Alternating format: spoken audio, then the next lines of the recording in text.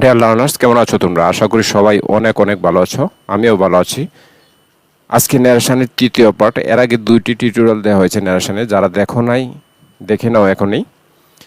আজকে আমরা শিখব ইম্পারেটিভ সেন্টেন্সের ন্যারেশন কিভাবে করতে হয়, অর্থাৎ ইম্পারেটিভ সেন্টেন্সের বাক্যগুলোকে কিভাবে ডাইরেক্ট থেকে ইনডাইরেক্টে পরিবর্তন করতে হয়।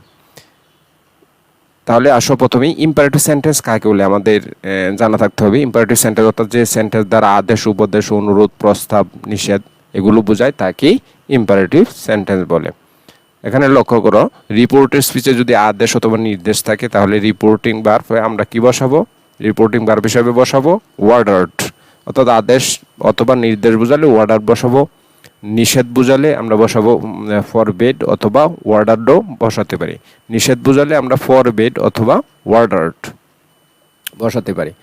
উপদেশ বুঝালে বসাতে পারি অ্যাডভাইসড। অনুরোধ বুঝালে আমরা বসাবো রিকোয়েস্টেড। প্রস্তাব বুঝালে বসাবো proposed two.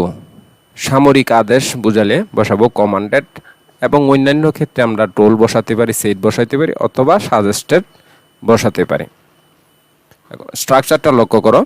Reporting স্পিচের subject, reporting স্পিচের subject তো প্রথমে থাকবে, তারপর ওয়ার্ডার্ড। ওয়ার্ডার্ড বসাবো কি বুঝালে? আদেশ বুঝালে। অ্যাডভাইসড বসাবো উপদেশ বুঝালে, অর্থাৎ এগুলো কিন্তু সেডের পরিবর্তে, এগুলো হচ্ছে কি সেডের পরিবর্তে। তা আমাদের প্রথমে বাক্যটা চিনতে হবে, কি আদেশ বুঝাচ্ছে না উপদেশ বুঝাচ্ছে না অনুরোধ বুঝাচ্ছে, বাক্যগুলো ভালো করে আগে চিনতে হবে। অর্থাৎ ওয়ার্ডার্ড বসাবো আদেশ বুঝালে, আর উপদেশ বুঝালে বসাবো অ্যাডভাইসড, এবং তারপর কি আছে রিকোয়েস্টেড, অর্থাৎ অনুরোধ বুঝালে রিকোয়েস্টেড। তারপর আছে দেখো নিষেধ বুঝালে বসাবো ফরবিড। কিছু না বুঝালে টোল ব্যবহার করা যাবে, অর্থাৎ কোনো কিছু যদি না বোঝায় তাহলে আমরা কি ব্যবহার করব? টোল ব্যবহার করব। তারপর দেখো রিপোর্টিং স্পিচের অবজেক্ট বসাবা। তারপর বসাবা ইনভার্টেড কমা উঠে টু, মধ্যে আমরা কি যুক্ত করব? প্রিপোজিশন টু অথবা নট টু। নট টু কোন সময় বসবে? যদি বাক্যটি ডোনট দিয়ে শুরু হয়। যদি বাক্যটি রিপোর্টের স্পিচটি কি দিয়ে শুরু হয়? ডোনট দিয়ে শুরু হয়, তখন আমরা বসাবো টুর জায়গায় নট টু। আর না হলে এমনিতে শুধু বসাবো কি টু। তারপর মূল ভার্ব থেকে শেষ পর্যন্ত বসাবো। পার্সন পরিবর্তন করতে হয় প্রয়োজন হলে, যদি পার্সন থাকে তাহলে পরিবর্তন করব, না থাকলে নাই। প্লিজ অথবা কাইন্ডলি দ্বারা শুরু হলে প্লিজ অথবা কাইন্ডলি উঠে যাবে। প্লিজ অথবা কাইন্ডলি অর্থাৎ রিকোয়েস্টের বাক্যগুলা, এগুলো থাকলে প্রথমে বাক্যের শুরুতেই থাকে সাধারণত এগুলো উঠে যাবে। এখন উদাহরণ লক্ষ্য করো। He told me help me. He told me help me, সে আমাকে বলল সাহায্য করো। তার মানে কি? রিকোয়েস্টেড, অনুরোধ বোঝাচ্ছে। হি রিকোয়েস্টেড মি, টোল্ডের পরিবর্তে আমরা কি বসাচ্ছি? রিকোয়েস্টেড, অর্থাৎ বাক্যটা যেহেতু অনুরোধ বোঝাচ্ছে। হি রিকোয়েস্টেড মি, মধ্যে কি যুক্ত হবে? টু যুক্ত হবে, টু। তারপর দেখো বাকি অংশ কি আছে? হেল্প। হেল্পের তো কোনো পরিবর্তন নাই, হেল্প। এখানে দেখো পার্সন পাচ্ছ me, first person. First person কার সাথে পরিবর্তন হয়? সাবজেক্টের সাথে পরিবর্তন হয়। তো মি হচ্ছে অবজেক্টিভ কেস, আই মি। তো হিয়ার অবজেক্টিভ কেস কি হবে? Him. He requested me to help him. তারপর লক্ষ্য করো, he told me do not do this. He told me, সে আমাকে বলল ডো নট ডো দিস, এটা করো না, এটা করো না। তার মানে কি? আদেশ করছে। আদেশ বুঝালে আমরা কি বসাবো? টোলের পরিবর্তে বা সেটের পরিবর্তে আমরা বসাবো ওয়ার্ডার্ড। হি ওয়ার্ডার্ড মি। ডো নট থাকলে আমরা কি শিখেছি আগেই? ডো নট থাকলে ডো নটের জায়গায় টুর জায়গায় আমরা বসাবো নট টু। এখানে এমনিতে আমরা টু বসানোর নিয়ম, কিন্তু যখন রিপোর্টের স্পিচের বাক্যগুলো ডো নট দিয়ে শুরু হবে তখন এই ডো নটের পরিবর্তে আমরা কি বসাবো? টুর জায়গায় নট টু বসাবো। আগে একটা নট বসাবো টুর আগে, নট টু। তারপর বাকি অংশ কি আছে? ডো, আর দিসের পরিবর্তন হয়ে হচ্ছে কি that. You ordered me not to do that. অথবা আমরা ওইটা আরেকভাবে করতে পারি, হি ফরবিড মানে নিষেধ।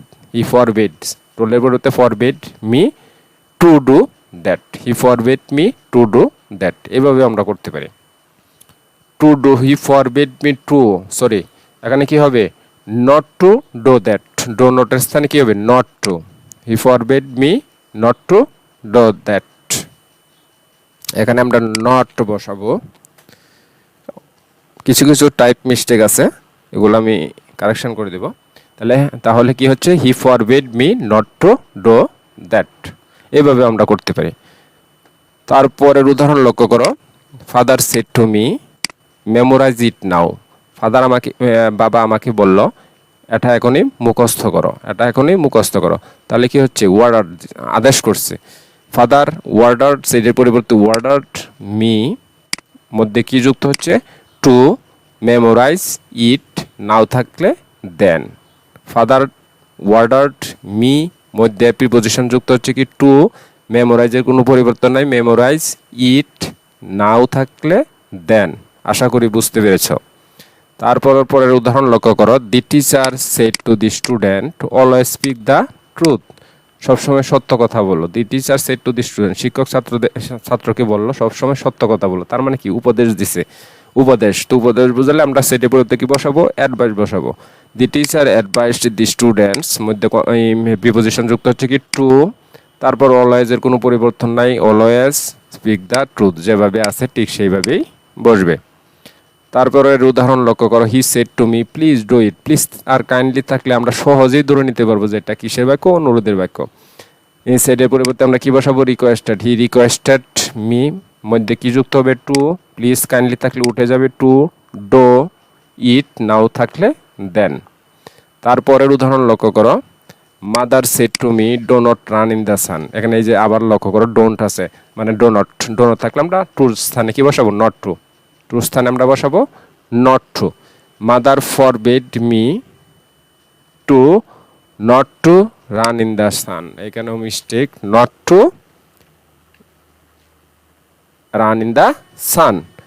তাহলে আমরা ফরবিড দিয়ে নিষেধ দেও করতে পারি, অথবা কি করতে পারি, আরেকভাবে করতে পারি, father told me not to run in the San, toll দেও করতে পারি। তারপরে দেখো আরেকটা রুল, ইম্পারেটিভ সেন্টেন্সটি প্রস্তাবমূলক বাক্য হলে, অর্থাৎ লেটাস দিয়ে যদি বাক্য শুরু হয়, লেটাস সংক্ষেপে আমরা লিখতে পারি কি, লেটস। লেটাস দিয়ে শুরু হলে আমরা ধরে নেব এটা কিসের বাক্য, প্রস্তাবের বাক্য।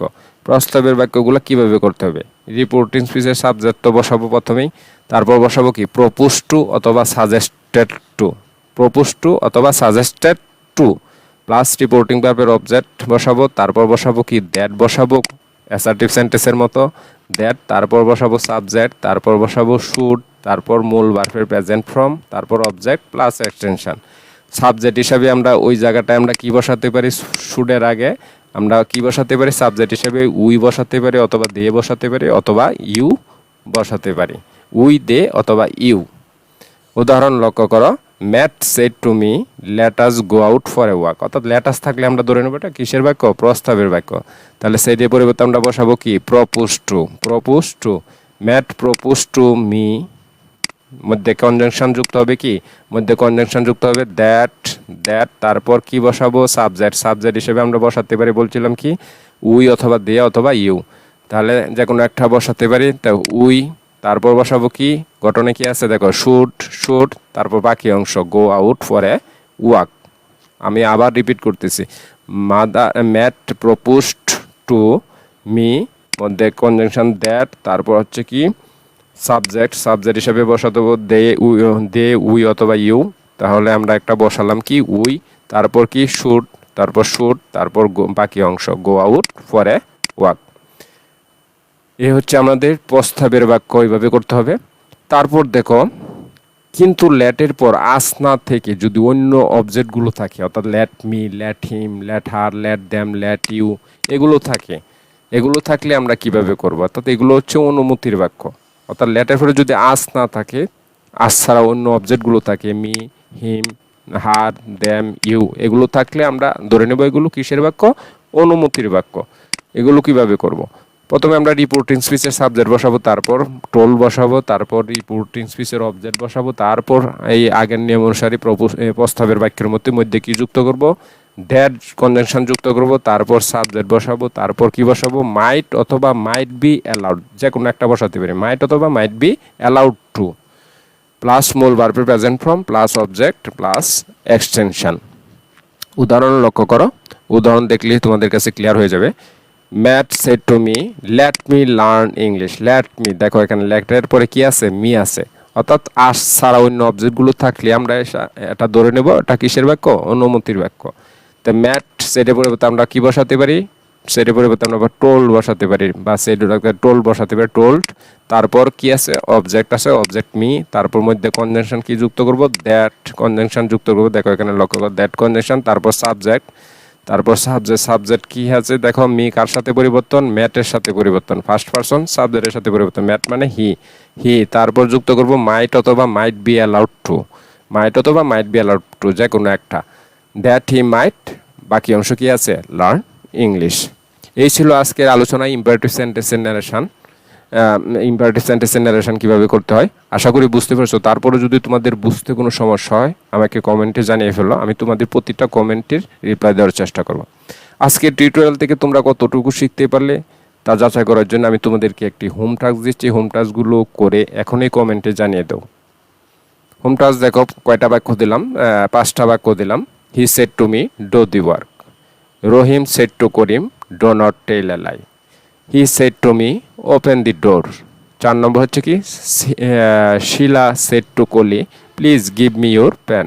5 নম্বর হচ্ছে কি, he said to me let's go out. এই 5টা বাক্য তোমরা করে এখনই কমেন্টে জানিয়ে ফেলো। আর ভিডিওগুলো ভালো লাগলে একটা লাইক ও কমেন্ট করতে ভুলো না, এবং তোমার বন্ধুদের মাঝেও বেশি বেশি শেয়ার করে দাও, যাতে সবাই আমরা একসাথে মিলে শিখতে পারি। থ্যাংক ইউ সবাইকে, সবাই ভালো থাকো, সবার জন্য শুভকামনা রইল।